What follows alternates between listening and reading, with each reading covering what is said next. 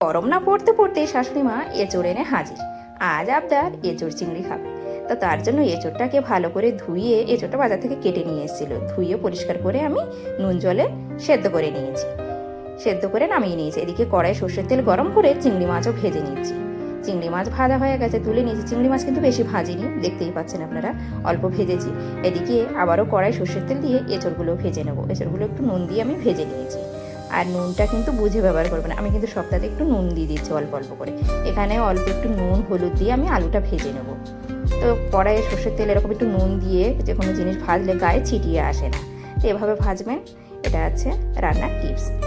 আর এদিকে দেখুন কড়াইয়ে সর্ষের তেল দিয়ে দেবো একটা শুকনো লঙ্কা, তেজপাতা, জিরে।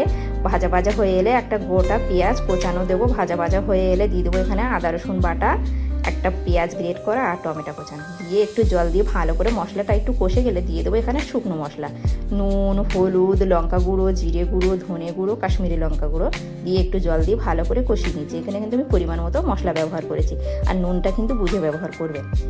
দেখুন মশলা থেকে তেল ছেড়ে দিয়েছে, তো মশলা কিন্তু কষানো হয়ে গেছে। এখানে দিয়ে দেবো আলু, এঁচড়, চিংড়ি, ভালো করে আবারও কষিয়ে নেবো। কষিয়ে দেখুন মানে তেল ছেড়ে দিচ্ছে আবারও গা থেকে, কড়ার গা থেকে। এবার জল দিয়ে দিচ্ছি, গরম জল ব্যবহার করেছি।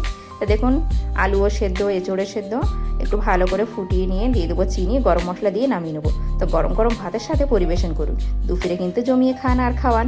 আজকে রেসিপিটা কেমন হয়েছে বলবেন। টাটা।